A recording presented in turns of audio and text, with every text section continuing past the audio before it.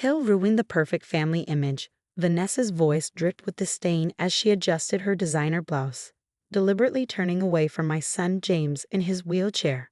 This gallery exhibition could make my career as a photographer. I can't have anything imperfect. My name is Olivia Parker, and at that moment, standing in my in-laws' lavish backyard during what was supposed to be a simple family photo shoot, I felt my world shift.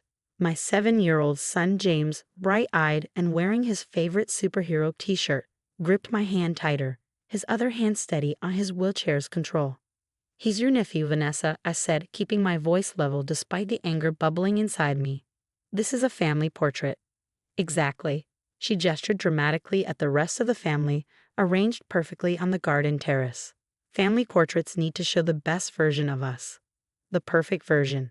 I'm showcasing these at my gallery opening next month. It's my big break." My mother-in-law, Margaret, ever the peacekeeper when it suited her agenda, stepped forward. "Perhaps James could wait inside. We'll take a few without the equipment." She glanced nervously at the wheelchair, as if it might somehow taint her precious family image. I looked at my husband, David, silently pleading for support, but he just shifted uncomfortably, avoiding my gaze. 10 years of marriage, and he still couldn't stand up to his family when it mattered most. "Mom," James's voice was small, confused. "Why doesn't Aunt Vanessa want me in the pictures?" That did it. Something inside me snapped. "We're leaving," I announced, turning James's wheelchair around. "If my son isn't welcome in your perfect family portraits, then neither am I." "Oh, don't be so dramatic," Vanessa called after us. "You're making a scene. This is about art, not about—" "Not about what?" I spun around, my voice sharp. "Not about discrimination. Not about teaching children that they're only valuable if they fit your narrow definition of perfect." The gathered family members, aunts, uncles, cousins, all stood in uncomfortable silence. My father-in-law busied himself with his phone, while David's cousin suddenly found the manicured lawn fascinating. "You're ruining everything," Vanessa hissed. "This exhibition is my chance to break into the art world. These family portraits are meant to showcase the beauty of perfect family moments." I almost laughed at the irony. Perfect family moments, like making your nephew feel unwelcome, like teaching your own children that their cousin isn't good enough for their aunt's precious photos. James tugged at my sleeve. "Mom, it's okay. I don't need to be in the pictures." My heart broke hearing those words from my son, who had already faced more challenges in his 7 years than most people do in a lifetime. Born with spinal muscular atrophy, he had never taken a step, but he'd never let that dim his bright spirit until now. "No, honey, it's not okay," I said firmly, loud enough for everyone to hear.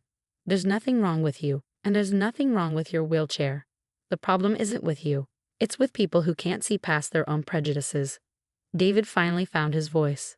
"Liv, maybe we could just—" "Just what?" I cut him off.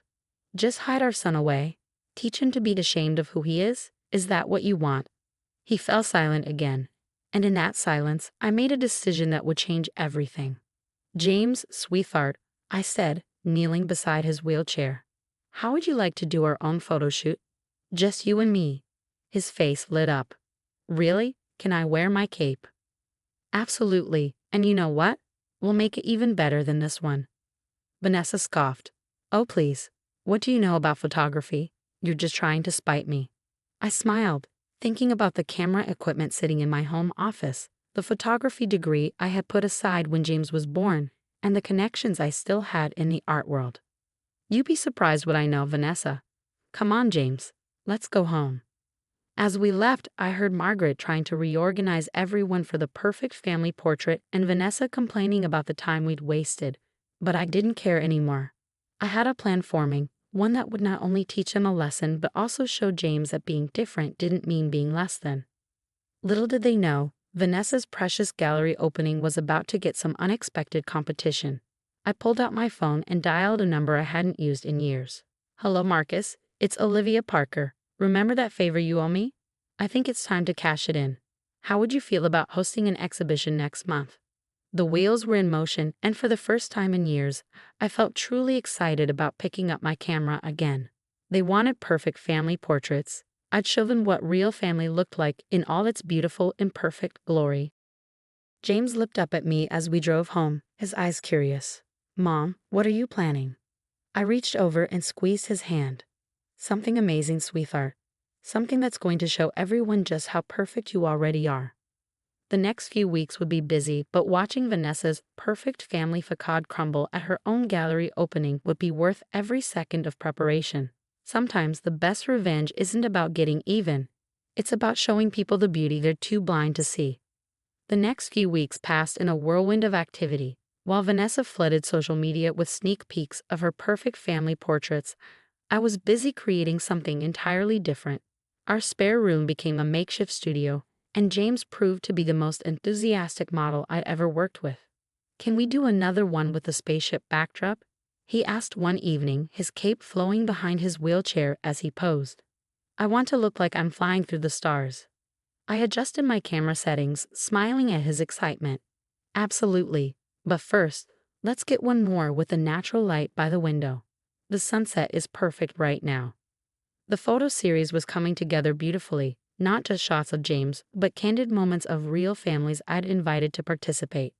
Parents with children who had various disabilities, siblings supporting each other, moments of challenge and triumph. Each photo told a story of love that wasn't perfect, but was real. David walked in during one of our sessions, stopping short when he saw our setup. "Liv, what is all this?" "This," I said, reviewing the shots on my camera, "is what family really looks like." He picked up one of the printed photos, James laughing as he did a wheelie in his chair, sunlight catching his face just right. "These are incredible." "But what about Vanessa's exhibition?" "What about it?" I continued working, not looking up.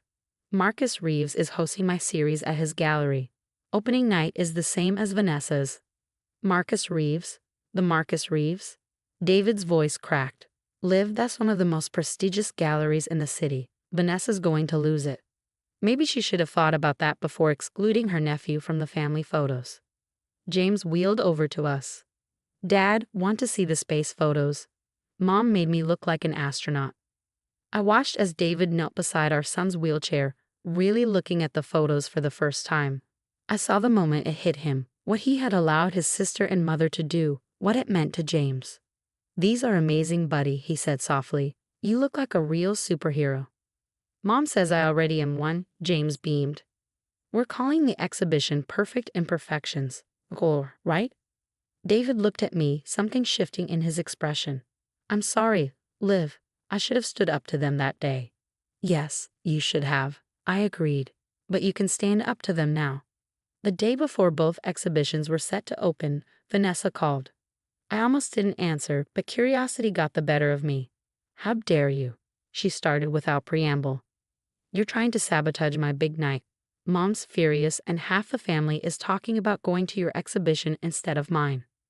"Funny how that works," I replied calmly. "People seem interested in seeing real family moments instead of staged perfection." "Real family moments," she scoffed.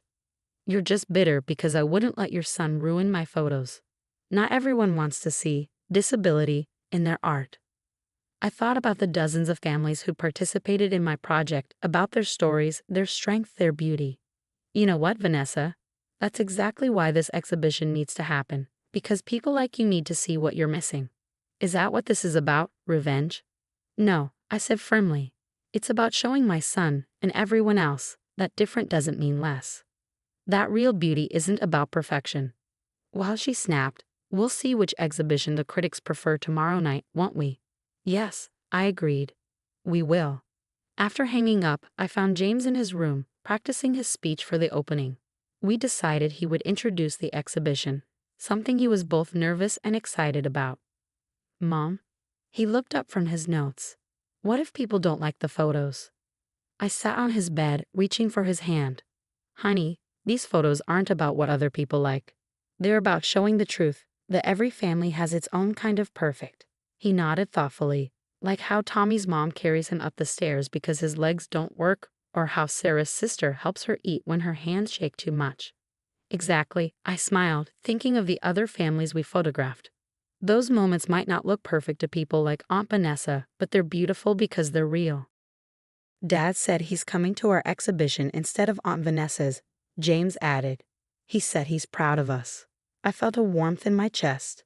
Maybe this project was healing more than just James's hurt feelings. Maybe it was healing our whole family, or at least the parts that were willing to be healed. That night, as I finished mounting the last of the photos for the exhibition, I came across one I'd almost forgotten about. It was from years ago, before James's diagnosis, our whole family together at a picnic. Vanessa was there, actually smiling at baby James on her lap. Margaret and my father-in-law were there too, looking relaxed and happy. For a moment, I felt a pang of sadness for what we'd lost. But then I looked at our new photos. James beaming in his wheelchair, proud and strong, surrounded by other families who understood that love doesn't require perfection. We've lost something, yes, but we gained something far more valuable, the courage to be authentically ourselves. Tomorrow, both galleries would open their doors. Vanessa would show her carefully curated vision of family perfection, while across town, we would show the beautiful reality of family love in all its forms. And regardless of what the critics thought, I knew we'd already won. The night of the gallery opening arrived with an electric energy in the air. I helped James straighten his bow tie as we stood outside Marcus's gallery, watching people stream in, far more than I'd expected. "Ready, superhero?" I asked, giving his shoulder a gentle squeeze. He took a deep breath, gripping his note cards. "Ready, Mom." Inside, the gallery was transformed. Large black and white photos lined the walls, interspersed with vibrant color shots. Each image told a story. A father carrying his daughter with cerebral palsy through a splash pad, both laughing with pure joy. A teenager in a wheelchair helping his younger sister with homework. James suspended in mid-air against a star-filled backdrop, his cape flowing behind him like a real superhero. "Olivia, this is extraordinary," Marcus said, approaching us with a champagne flute in hand. "The rawness, the emotion, it's exactly what the art world needs right now." Before I could respond, I heard a familiar voice behind me. "Mom, the place is packed." David hurried over, looking slightly frazzled. "You won't believe who's here. Half the family came and they brought friends. Even Dad showed up." My father-in-law stood near one of the larger prints, studying it intently. It was the photo of James doing a wheelie, his face full of determination and joy. The murmur of the crowd quieted as Marcus stepped up to the small podium we'd set up. "Ladies and gentlemen, welcome to Perfect Imperfections. Tonight, we're honored to have a very special guest introduce this extraordinary exhibition." James wheeled forward, his nervousness forgotten as he began to speak. "Hi, everyone. I'm James Parker, and these are my family photos. Not just my mom and dad, but all the families who are different, just like mine. My aunt once said I'd ruin a perfect family picture because of my wheelchair. But Mom showed me that being different isn't ruining anything, it's just being real." The room erupted in applause. I noticed my father-in-law wiping his eyes and several of the art critics nodding appreciatively. Then the gallery doors burst open and Vanessa stormed in, her face flushed. "Nobody came," she announced, her voice shrill. "My exhibition is empty because you all decided to come to this. She stopped short, finally really looking at the photos surrounding her. Her eyes landed on one in particular, the old family picnic photo I'd included, placed next to a recent shot of James in the same park. That's from before," she said quietly. "Before what, Vanessa?" I asked. "Before you decided your idea of perfection was more important than family." She stood there, taking in the crowd, the critics, the overwhelming response to the exhibition. Then her gaze fell on James, who was being congratulated by a group of admirers. "I never meant to," she started, then stopped. "The photos are beautiful, Olivia. All of them." It wasn't quite an apology, but something in her expression had shifted. Sometimes, seeing yourself through others' eyes can be the harshest reality check. The evening wound down with incredible success. 3 critics wrote glowing reviews on the spot, and Marcus had already sold several prints. But the real triumph came when I found James surrounded by a group of kids, some in wheelchairs, some not, all excitedly planning a group photo shoot. "Mom," he called out, "can we do it? Can we take pictures of all of us together?" "Of course we can, sweetie." Margaret appeared at my elbow, looking uncharacteristically humble.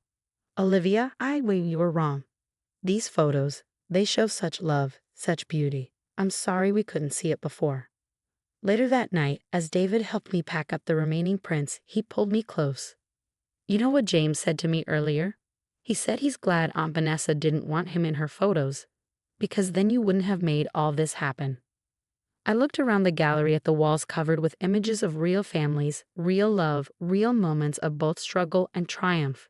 Sometimes the best things come from the worst moments. As we left, I noticed one last guest lingering by the photo of James as an astronaut. She was in a wheelchair herself, probably around 15, and she was crying. "Everything okay?" I asked gently. She turned to me with a smile. "Yeah, it's just, I've never seen anyone like me in an art gallery before. Not like this, not looking strong and beautiful, and perfect," I suggested. She nodded. Perfect. And that's when I knew this wasn't just about proving Vanessa wrong or healing our family's wounds. It was about changing the narrative, one photo at a time, showing the world that perfect doesn't mean flawless. Perfect means real, authentic, and beautifully, wonderfully human.